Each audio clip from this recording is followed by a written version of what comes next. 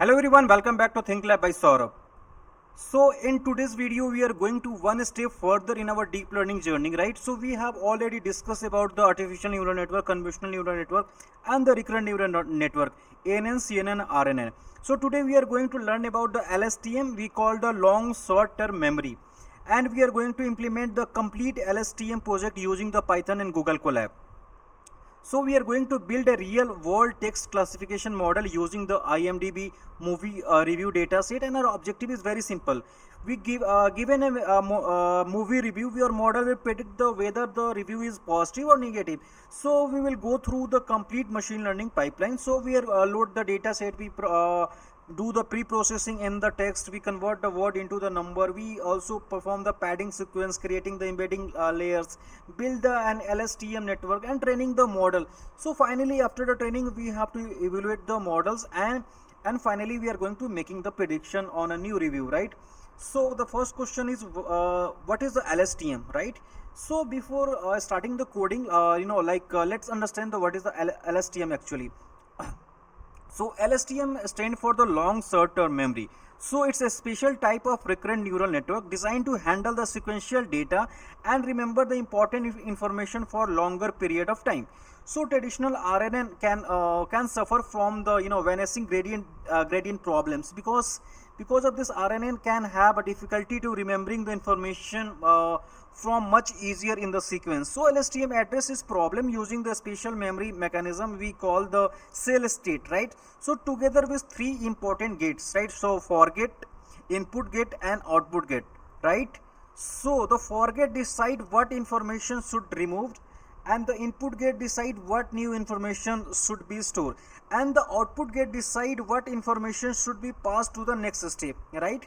So this make LSTM particular useful for sequential problems such as text classifications, language modeling, speech processing and real time series forecasting, right? So we have three gates in LSTM: for gate, input gate and output gate. For gate decide the what information should be removed, input gate decide new information should be stored, and the output gate decide what information should be passed to next step, right?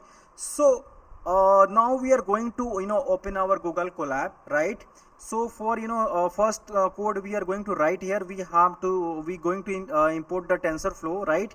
And TensorFlow provide the a deep learning framework, okay, and that will use this TensorFlow will be used to create and train our LSTM model, right?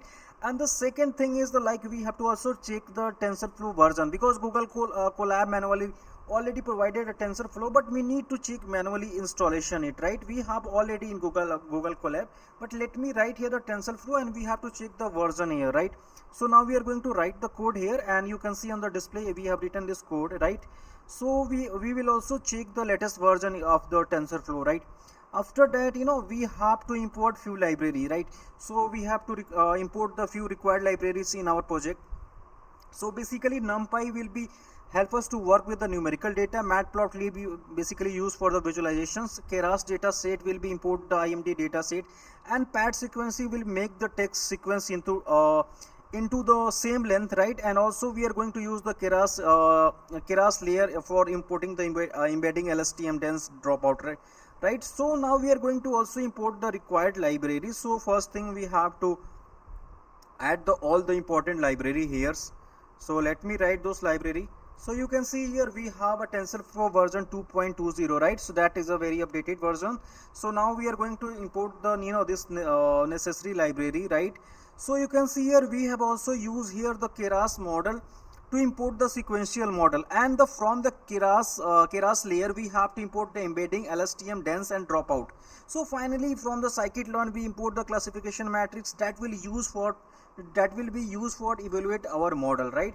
So now important thing is we have to just load the IMDb data set, right? So for that we have to same way we have to use the define our vocabulary size.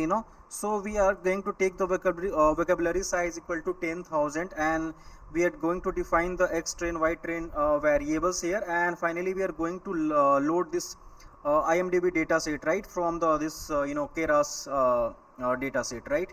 So I'm going to write this thing. So you can see here finally we are defining here x train, y train, x test, y test. I am going to load this data set, and this is the vocabulary size we are giving. So this training sample has 25,000, right?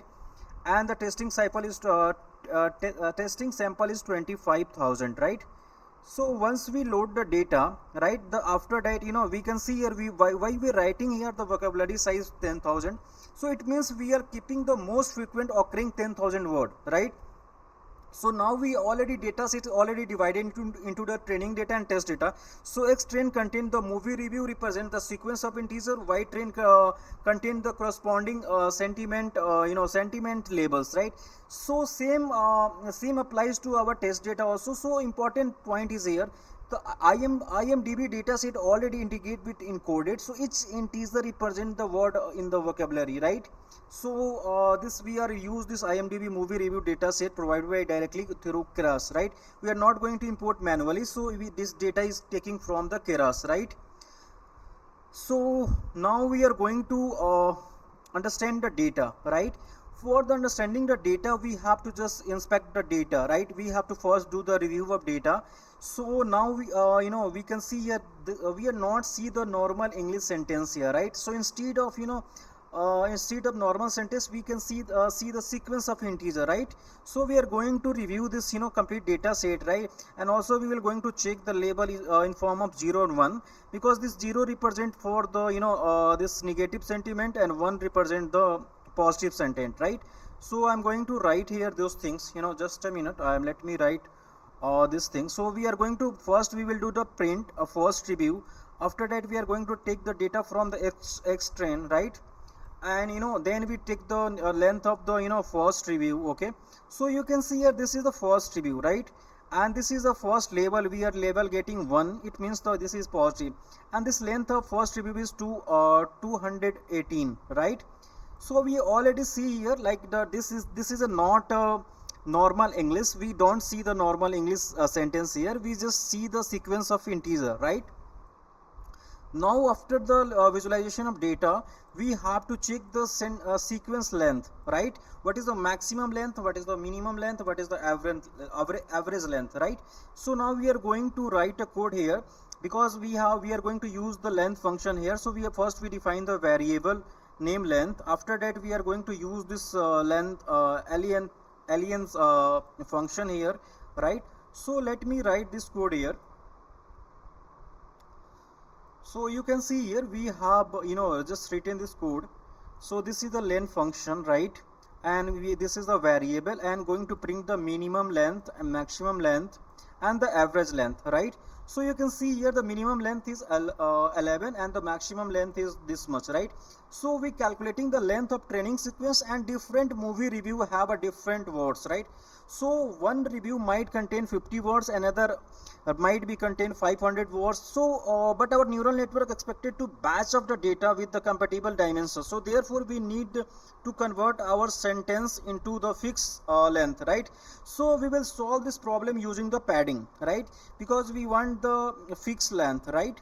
So padding now we are going to perform the padding the sequence, right?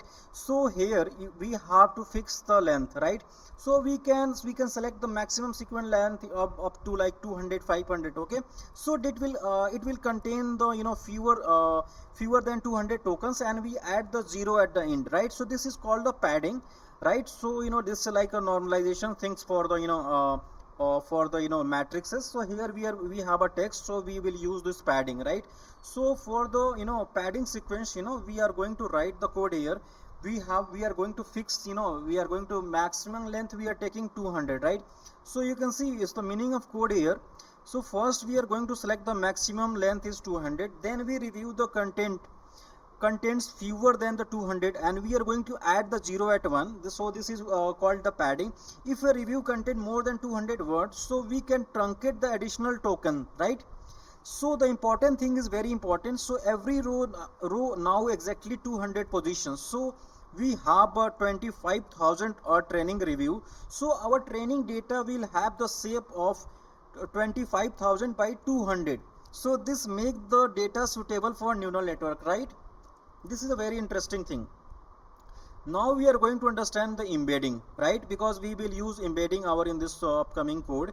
So we have important questions, right? So our review are represented using the integers. So does the number 500 actually means the word 500 is someone related to word 501? No, this is just a simple integer id. So this is called the embedding layer. It's a very important. So embedding layer learn the dense vector representation for each word. So instead of representing a single word, so it just an integer such as 500, so the model can represent it by using the vector, so it can represent like a vector 0.1, 0.17 minus 0.63. so during the training these vector are learned, right? So words can be used in the similar context and can develop the similar representation. So the embedding layer therefore act as a bridge between the integer encoded text and the LSTM, right?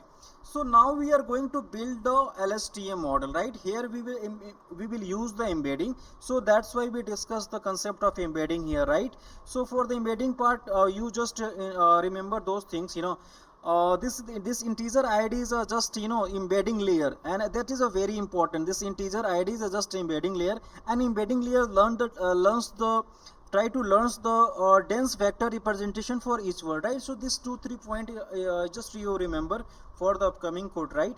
So now we are going to build the LSTM model, right? So for going to build our LSTM model, so we will use the sequential API because our layer will be arranged sequentially. So first layer is the embedding layer, right?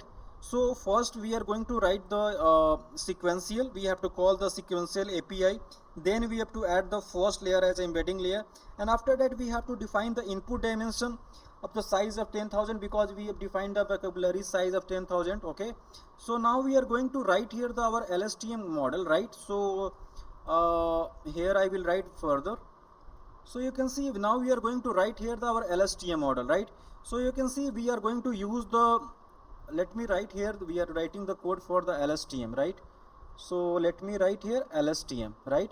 So you can see here we are getting here the first we import the sequential, right? So we are using the sequential API because our layer will arrange sequentially. So this is the first layer is the embedding layer. So input dimension is our vocabulary size, which is 10,000, and output dimension is 128. It means the each word will be represented by using the 128 dimensional vector. So next comes to our LSTM layer. So we are using 128 LSTM unit, right? And this LSTM processes the sequence one token at a time while maintaining the internal memory, right? So you can see here we have written here 128, right? This is the very important things we are written here. You can see here why we written the 128 here. So because we are using the 128 LSTM unit, so LSTM process the sequence one token at a time while maintaining its internal memory. After the LSTM we are using the drop rate of 0.5, right? You can see in the code we are writing the 0.5. So dropout randomly ignores the some connection during the training, which help to reduce the overfitting. So finally we have a dense layer with 1 neurons. So because this is a binary classification, so we are going to use the sigmoid function. So sigmoid produce a value between 0 to 1. So we can interpret this value as a probability of particular probability that review the belong to the position class, right? So now we are going to compile the model, right? So for the compilation we have to use the Adam optimizer. Then we have to use the for the binary cross copy, right? So we need first we have to need the compile the model, then we are going to use the Adam optimizer. So let me write here.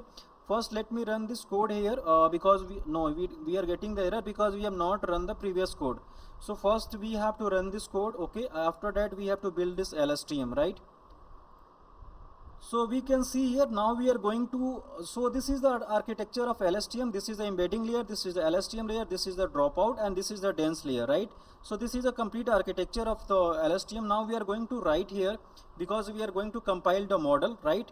So you can see here the model is compiled successfully, right? So you can see here we use the Adam as a popular optimization algorithm for the training of the neural network. Because our problem is binary classification, so we have to use the binary cross entropy as the loss function, and we also track the accuracy during the training and validation, right? Now we have to train our model. right? So now we are going to train our model. So it's a training state. We have to write the model dot fit, then we have to define the x train, y train, and after that we have to define the epoch and batch size, right? So we are taking the epoch is here 5 and we are taking the batch size of 64. What is the meaning of this batch size and epoch here? So you can see we are using the 5 epoch here. So as the epoch means the one complete pass through the training data set, right?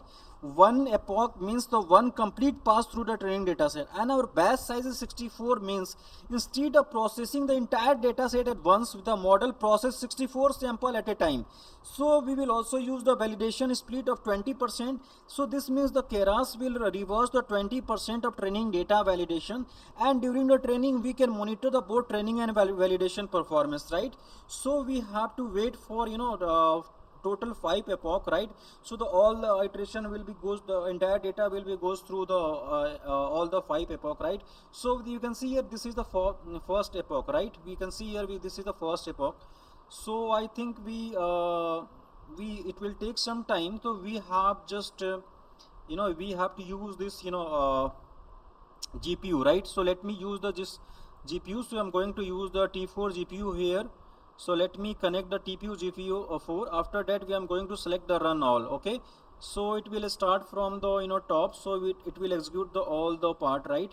So let's wait for this coming part. Okay, once we come to this all the epoch, after that we have to perform the we have to just plot the visualization of training. So we have to plot the accuracy, right? So why we are going to plot this visualization training? So let's visualize the accuracy. First the line represent the training accuracy, second represent the validation accuracy, and ideally both will improve the training, right? So that's why we are going to use here, right? After the training accuracy continue to increase while the validation accuracy stop the improving the state or decreasing, so that can be indication of the overfitting, right?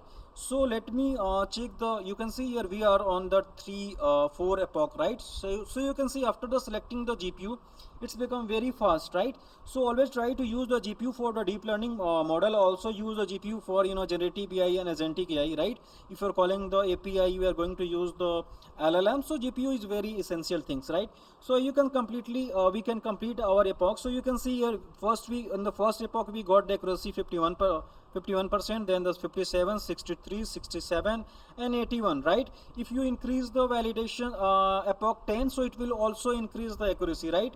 So for the time constraint we are only using the epoch 5. You can also check with the epoch 10 and 15. Okay, so you can see here finally we got the this code for so this save is failed. So let me save these things, otherwise it will again create some error.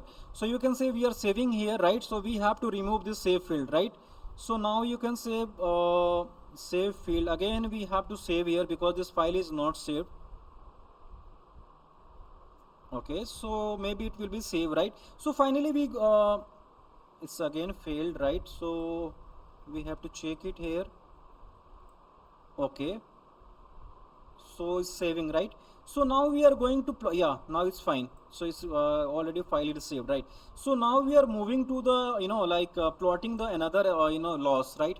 So now we are going to visualize the loss things, right? So in the previously we have visualized the accuracy, right? So now we are going to visualize the loss. So you can see here in the previous code we have used for the accuracy, right? So in place of accuracy, if you write the loss in the accuracy, for validation accuracy, then the training and validation accuracy. So in place of accuracy, if we can write the loss, so it will show you the the loss graph, right? So I'm going to write here. So you can see here we got the loss versus epoch. So you can see this is the validation loss and the training loss, right? So now we are going to evaluate our test data, right? So we will evaluate our model on the test data, and remember our test data don't we didn't use in the training, right? So therefore it will indicate the model performance on the unseen review, right? So it's an important matrix to test accuracy, and depending on the exact environment, the training configuration and the result can be vary. So don't expect every run to produce the exactly same number, right? So now we are going to run these things. Okay, so let me write this code here, test loss and test accuracy. Okay, so let me write here. Okay, so fine. So once after that we will generate the prediction, right? We run these things. Okay. Now we are going to generate the predictions. So for generating the prediction, we have to define the probability, right? So if the probability is greater than 0.5, so it will be the positive, right? Otherwise it will be negative. If less than 0.5, so it will be negative, right? So now let me write here. You can see here our test accuracy is 78% only, right? So now we are going to check on the unseen data. So we are taking the first we are taking the 10 prediction label, right? So we also mentioned the probability, right? So now let me run this code. You can see here. So why we are performing this generate the prediction? So the model output is the probability between the 0 to 1, because we have used the sigmoid function as activation function, and we put the threshold of 0.5. If the probability is greater than 0.5, so we can classify the review as a positive. Otherwise we can classify it as a negative. So this convert our probability prediction into the binary class prediction, right? So once we complete these things, so after that we will going to perform the classification report, right? So inside the classification report we all get all the data regarding the precision, recall, F1 score, and the for each classes, right? So you can see here this is the first 10 class prediction. So 0 is it means the negative review, 1 means positive, right? So we got these things, right? So now we are going to check with the classification report here. So you can see here we are getting the result here. So you can see this is the precision, recall, F1 score, and this is a support here. So accuracy doesn't tell the complete story, so we have to use this scikit-learn classification report. So it's give the matrix such as precision, recall, F1 score for the both classes. So this give us the more detailed understanding about the performance, right? So the confusion matrix, now we have to test the confusion matrix, right? So because confusion matrix show the how many example are correctly or incorrectly classified, right? So this diagonal element represent the correct prediction here. So now we are going to check the diagonal element in the confusion matrix. So now we are going to print the confusion matrix here. So you can see here we got the confusion matrix, right? So this is the confusion matrix. So off diagonal represent the incorrect predictions, right? Okay, so now we are going to create one function here, right? Because we try to enter the we try to into our English English like review, and this function will be give us the review like positive or negative, right? So we have to create a word index, right? So this IMDb dataset provide a word to integer mapping. So we retrieve the mapping using the get word index. So this allow us to convert the word into a review into the numerical representation expected by our model, right? So now we are going to create one word index here. So let me write those code here. After that I will define one function, right? So you can see here we are going to write the this code index here. So it will take some time to perform it, okay, right? So after that we have to create a test processing function, right? So this function take the normal English review, right, as an input, and we convert the text into the lowercase, right? Then we split the sentence into the multiple word, right?